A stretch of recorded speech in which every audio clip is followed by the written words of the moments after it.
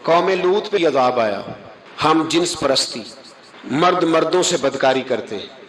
حضرت نوح نے سمجھایا کہ یہ کام درست فطرت کے خلاف ہے، یہ کام درست نہیں.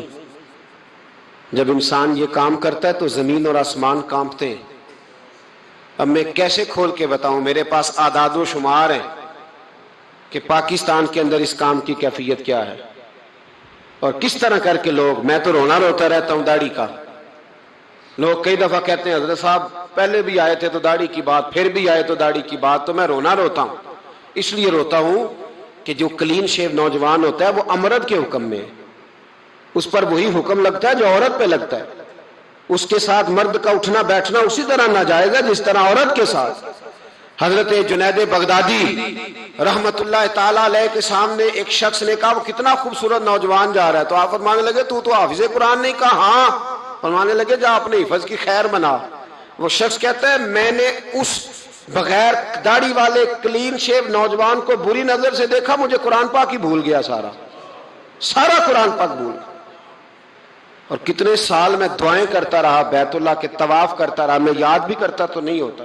کیسے اب تو ہمارا نعت کہاں بیوٹی پارلر سے ہو کے آتا ہے، ہم کسی اور کو کیا پیغام دیں.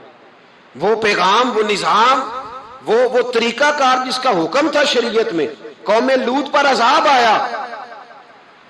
صحیح بیٹھتے ہوں گے بچے جو موٹر سائیکلوں پہ بیٹھتے ہیں، لیکن میں نے، یہ درد ہے، میں نے گجرانوالہ کی سڑکوں پہ بچوں کو، نوجوانوں کو جو تماشے کرتے سرے عام دیکھا ہے تو مجھے ڈر لگتا ہے. اور کوئی روکنے والا نہیں، شغل ہو رہا ہے، ہنس رہے ہیں، اور سامنے عورتیں بھی ہیں، سب ہو رہا ہے. کتنی تکلیف کی بات. حضرت نوح کی قوم یہ کام کرتی تھی، قرآن پاک نے بیان کیا ہے. حضرت نوح نے سمجھایا، فرمایا رب کریم نے تمہیں اپنی خواہش پوری کرنے کے لیے جائز طریقہ عطا فرمایا، عورتوں سے نکاح کرو، اور اس نکاح کی برکت سے جو اللہ تمہیں اولاد دے گا اس کو اللہ تبارک و تعالیٰ تمہارے لیے باعث بخشش بھی فرمائے گا.